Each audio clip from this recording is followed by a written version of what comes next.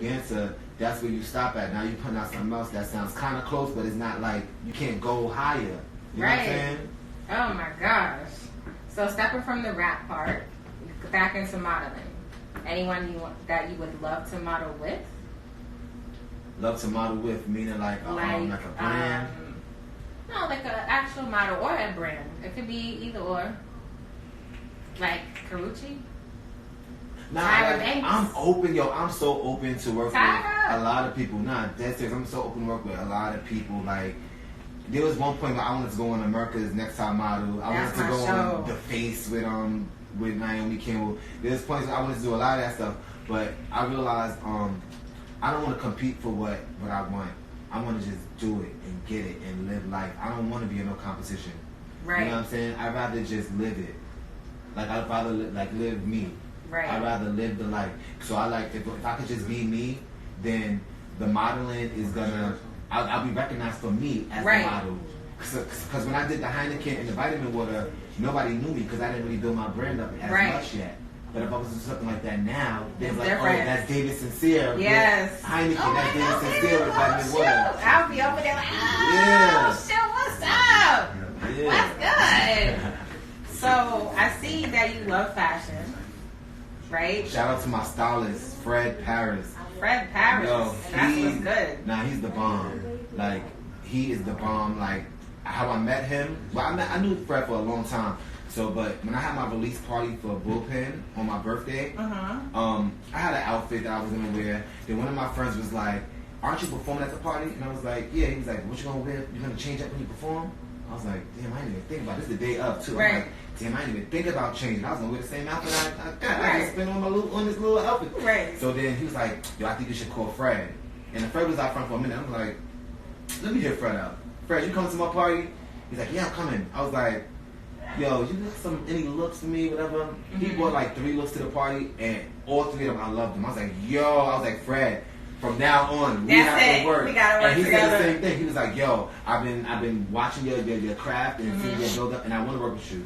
So we just been going. That's what's up. So, do you ever see yourself having your own clothing line at all? Definitely, most definitely. Even for fun, like I have a lot of hoodies that I make. I make hoodies like I'll buy a plain hoodie and then I'll find like a picture or something and I'll go to like the mall and get the picture on. So I have like fly hoodies. Like one day I was thinking like I should just sell. I'll be so scared to see your closet right now. I'll be like, oh my god. Yeah, it's crazy. I don't have enough room. Like that's crazy. Is that crazy? Yeah, it's crazy right now. Oh, just right now. Yeah, right now. You know what I do? I do a lot of. I give stuff away a lot, and I give stuff away to the South Shore Army and like. Oh, me stuff. too. Yeah, because after you a while, gotta give back. Yeah, and after a while, if you know you're not wearing it, try to get rid of it. Clean out the old to get the new. Yeah, I mean, easier said than done. Because you know what happens sometimes too, and I agree with you, but it's like when you finally get rid of something, all of a sudden you need it. That's a fact. And you be like, yo, why did I get rid of that red shirt? Yo, that's a fact. And I'm going to a red party right now. I could have worn that. Nah, that's a fact. But see, what I'm realizing now, being an artist, which part I kind of hate a little now though, is that when you have moments like this, when you're on the radio or doing a performance and stuff like that, you don't want to wear the same thing twice. You right. So it's like. But you know what? You can wear it twice if you you're gotta in a flip it. photo. And that's why I like Fred, because Fred knows how to flip stuff. You know what I'm saying? With me, I'll wear it again and just be like, whatever, because that's life. Oh, shoot. I have a little buzzes here. Everybody be like, hey, light it up, light it up. Turn it up. But yeah, that's what's up. So, we're going to be going to break real quick, and we're going to come back with David Sincere. Yeah. We're going to get into a little bit more questions, a little bit more interesting topics. Oh, we're going to bring y'all in with his new hit. Let's go check it out. Yeah, let's check it out.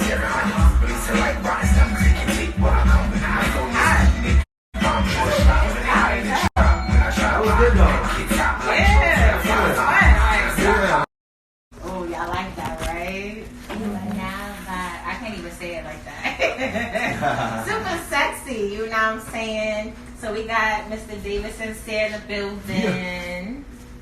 So hopefully you guys tuned in, right? And y'all ain't miss out too much. We was talking about him being a choreographer, things he's done, and then some. He's been doing it for a very long time, along with rapping, which started from poetry, and you've been modeling since, I mean, you was basically out the womb pretty much. Fact. So you've been doing a lot. So we're going to get back into a few questions real quick before we go into my Tap In, Tap Out edition. That's why I asked you 6 questions. Okay. So real quick, do your family and friends support what you do? Yes, they do. That's good. I mean, I wouldn't be able to do it without my family and friends. You know what I'm saying? Most of my friends are the dancers that I work with. And my family, like, all the time, like, when I get stuck with an idea or, like, something, I'm stuck on something, I'll go to my mom, and my mom gets it right away, like, that's what you need to do. This is what you need to do. Or she could just wake me up one day and be like, I got something that you need to do. And it'd be like the perfect idea. You know what I'm saying? So I think I get my talent of ideas from my mom. It'd be like that, right? Mm-hmm. Or sometimes it'd be like, wait, I don't know what you're talking about. Because they ain't like in a whole nother generation. You'd be like, yeah, that sounds good, but yeah. Now my mom she be spot on. She's like, yeah, she be spot on with it. That's what's up. Yeah, she does. That's what's up. Now, so everything that you do, how do you decide which job outweighs the other? Like, I mean, let's say you get a choreography gig, and let's say you have an opportunity to rap somewhere or like do a charity event that's dealing with modeling. Like, how do you figure out which job at that moment you're gonna choose? So see, I'm very passionate about all 3, about my modeling, my dancing, and my rapping. So honestly, when it comes to having to choose out of all 3, I would take passion out of it. And I will go with how much you're spending. Oh, okay, so it's about the money. It's about the money, because at the end of the day, the money's gonna advance me in all the areas, and all the, you know what I'm saying. So it's like if this job right here is offering 500, this job right here is offering 2K. Mm-hmm. I'm gonna take the 2K because I know that with this 2K, I can still work on other things that I'm trying to do. But you know what I'm saying? I'm about to put you on the spot right now, because this is what Taji does. Now, what if they're all offering you the same? If they're all or like, say this one is offering you $4.99, this one is offering you $5, and this one is offering you $5.01. Like, I would try to do all of them. The fuck? I know. Like that. That's serious. Because like even like to this day, like when I'm overbooked, when I'm double booked or triple booked, I do have like assistants and dancers that's under me. Like, I'll be like, yo, I need you to go work this job out right here. I'm gonna be here today. I'll call in and check on you. Like, you know what I mean? So so you have people representing you that you know that can handle. I ain't losing no jobs. Okay, so on a serious note, what's the one thing about yourself that you would change? One thing about myself that I would change is dun, dun, dun.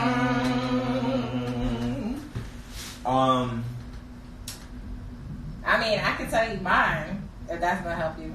Yeah, tell me yours. My patience. I'm very impatient. That's a good one. That's something I really need to work on. Sometimes I have to work on it. Listen, I'm getting looked at right now. Not appreciating that. But, yeah, I need to work on my patience. And that's in general, you know. So, yeah. I think what I need to work on is just accepting people for who they are. Sometimes, like being a dance teacher, a choreographer, and like you try to push people to do more than they do, or more than they would do, and like sometimes I get so upset where I don't even want to mess with the person anymore because I'm like, y'all, you're lazy, right? But it's like, nah, that's your friend. Just be a friend. Maybe you're asking too much of them. Maybe they're just your friend. Chill out. You know what I'm saying?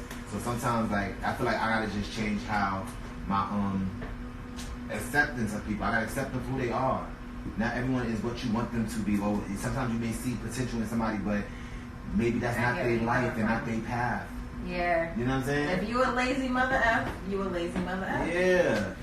We just gotta love the lazy we just gotta come in peace with that. Agree to disagree that you're a lazy mother F. No, I'm not.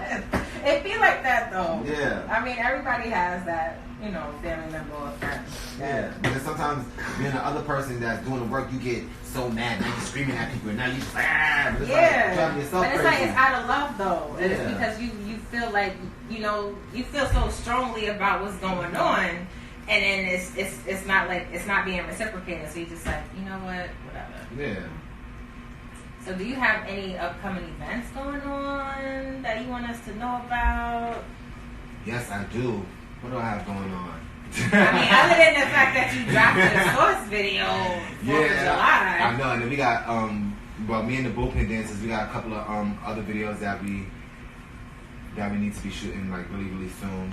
I'm doing a summer program at the Echelon of the Arts. It's a music video summer program for kids. I do it every Wednesday in Queens. So if you're interested in that, check out Echelon of the Arts, East Soda. It's still in Queens and Springfield, America. I'm supposed to be doing a couple of shows with Dayburger. Got another artist, Dayburger. I'm doing a couple of shows with her in the UK. So I should be leaving out of town real soon for that. Nice. The Ozzy Fest on the 20th, July 20th is the Ozzy Fest. I'm choreographing Jazzy Amra's performance for the Ozzy Fest. Nice. And the Jerk Fest in Queens, Roy Wilkins. I should be performing that too. You know, I always want to go. I still haven't been. You better come this year. I'm gonna try. It's right in Roy Wilkins. Yeah, that's close by. Yeah. That's close by. So, with the songs that you have out on your mixtape, Bullpen 2, what inspired you for Source? I love that song. For real? Yeah. That's what's up. No, yo, it's so crazy because a lot of people has been hitting me up about Source, and that was just a song that was like a fun song for me. That was just it sounds fun. Too. It was just a fun one. I wasn't gonna put nothing out to that. I was just like, that's just fun. But then, as I was listening to it more, I was like, I got sauce in my blah blah blah. I just it's catchy. About that. I'm like, I'm not even gonna lie. All week I was just listening to it. It's car on my way to work. And they got that classic beat. They got that classic beat. Right. And I'm an old school that all the way. Nice. So I mean, you put in that beat and in that sauce, like I'm just dripping sauce. Now fast. And then my main thing too was for my Bullpen 2 mixtape. I was like, I'm gonna focus more on my bars. You know what I'm saying? I'm gonna really drill into my bars, really talk my shit. You know what I'm saying? Right. You know what I'm saying? And I was always a kid that loved metaphors and loved like the way a word could be said a certain way but have 3, 4, 5 different meanings. Right. So like that's what I drilled more into on this project. That's what's up. So I mean, in case y'all didn't hear it on a break, we did play your 3 songs off your mixtape, Bullpen 2. Yes. All right, Source. Well, that was actually, those 3 songs are on it's like a pre-project for Bullpen 2. Okay. Those songs will be on Bullpen 2, but that's just like a pre-project. I call it Third Degree Murder. So that's just like a little a boost right before I drop Bullpen 2. Because Bullpen 2 will have more songs on it, but those 3 songs are just. But like I mean, it's nice. Yeah. 7 Rings remix. Yep, 7 Rings. 24/7. Yep, LMA, Meek Mills. Yep. Yeah, but Source. There's a lot of songs that you have that I love, and we're gonna get into some other ones later on. You know, when the next break comes. But are you ready for a tap in, tap out? Come on, let's do it. So this is where I ask 6 questions. Right? What are your hidden talents no one knows about? My hidden talents no one knows about. I think nobody knows that I could draw. Ooh. People don't know I could draw. I can't draw like off the top of my head, like draw something. But if I could like literally copy anything that I see, I could copy and draw it. Like if there's Spider-Man right here next to me, I could draw that same Spider-Man. Like that's what's up. I could draw. Now, what talent do you have that you love that you wish you could present more? I wish I could present more. Would that be the drawing or? I think hosting. You know what I'm saying? Because that's something I actually started doing in the past year or 2. Like a couple of events I got to actually host, like shows and stuff, and I felt a little comfortable. You know what I'm saying? So I feel like I want to get into that more, and because I do see one day maybe having like a television show, like a dance type of television show where I bring artists on and bring choreographers on and just really blend the game more with dance and music. That's what's up. Now you getting the answers. All right. Now everybody has this. What are your pet peeves? My pet peeve. I mean, if you have a whole lot, let's try to bring it down to maybe 3. No more than 5. I don't have too many pet peeves. I got a list.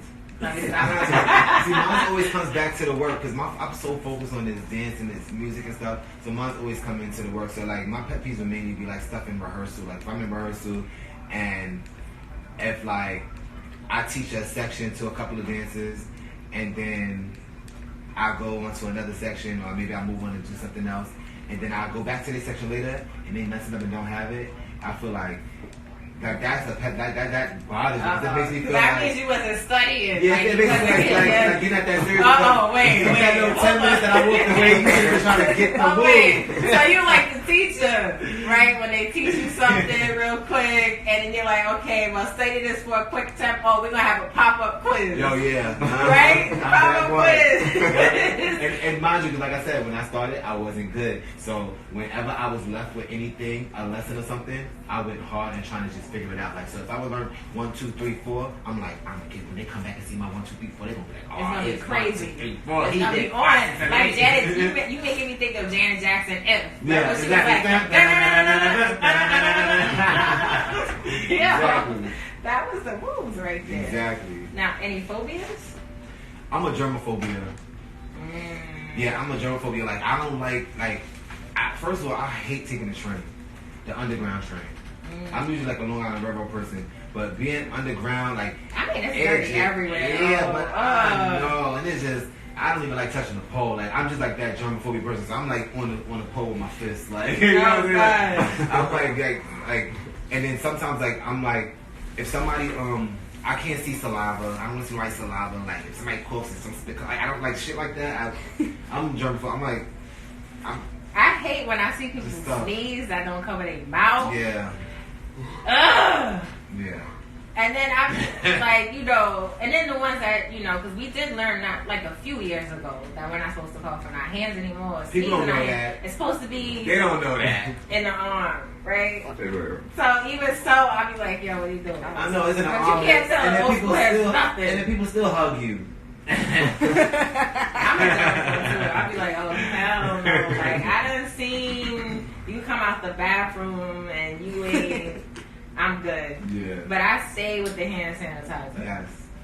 And when I don't have it, like, I just feel super dirty. Like, oh my God, where is it? Where is it? Where is it? But then when you find one at a store, some people like, hand sanitizer. Yes. Oh, when they have it on the wall and you go push it and nothing comes out. Oh, that's the worst. That's the worst. So have you ever been affected in your business world? What you mean? Like, has anything bad happened to where you just feel like, like a bad business deal happened where everything just went left, or like? Well, I already told you about that. I mean, that's what I'm about to say. You said something about that, like, but people okay. One thing that I was affected by was I was working with Nelson Ellis. He was from True Blood. I don't know if you remember the character Lafayette, the character on True Blood. He was like the more colorful character, the flamboyant character on True Blood. I'm sorry, I don't watch True Blood. Sorry. He also played in James Brown movie as Bobby Bird, James Brown's best friend.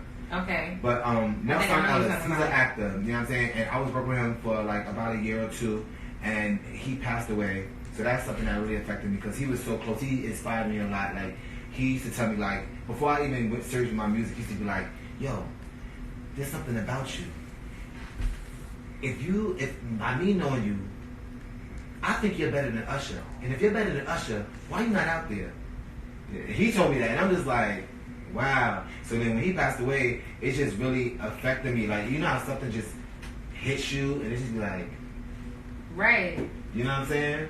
Because he used to call me all the time, just giving me like motivation and inspiration, and then he would always book me for stuff too. Like he was in like if he's in a movie, he's trying to get me on the movie. He's like, yo, don't say nothing. I'm gonna tell everybody that you're my brother. It be like that. You know what I'm saying? And, like, and then he would really give me the jobs and the parts, and I really appreciated him, and I miss him a lot. Like that was my dude, and and I'm gonna keep going, and I may not be better than Usher because I don't even sing like that, but I'm gonna work harder than Usher. Yeah. What Will Smith said. You know what I'm saying? You may be more talented, but you ain't gonna work harder than me. Yeah. So that's what's up. So, I mean, you pretty much answered in a way. What has happened for you positively? Positively. I mean, where you are today, like, you know, the people that was getting at you from your dance moves and all of that, like, they inspired you to do better, and look where you at now. Yeah, I guess. Well, when I think about positive, like, I think more so like when I get things back from like people, and they be like, yo, my little cousin or my sister or my brother, they said they trained under you. So like a lot of times, like when dancers, when people tell me that a dancer say they know me from training with me, that always makes me feel good, because they be like, yo, I affected somebody, I helped it, like, you know what I mean? For them to even be like, I work with Sincere, makes me feel like, yo, you know what I'm saying, I did something in their life for them to even bring me up. So I like, that is a positive thing, like for people to remember the experience they had with me. So I definitely want to, in just a couple minutes, go into other songs that you have, right? Day and Night, Do My Thing, Coke and Sprite, Open, Eat That Dancer. Yeah. Coke and Sprite's on iTunes too, you know what I'm saying? That's my only original song I have. Everything else is remixes, but Coke and Sprite is an original song, from the beat to everything is just original, and that's on iTunes and Spotify and Amazon, Google Play. It's everywhere. It's on all platforms. Nice. I mean, I do love these songs. Yeah, I love them. That's what's up. But we're gonna let the listeners listen to what you got going on for a little bit, and then we're gonna come right back. Let's go. And again, listen to aspiring artists Jumo and Saturday coming up soon too. Don't worry about that.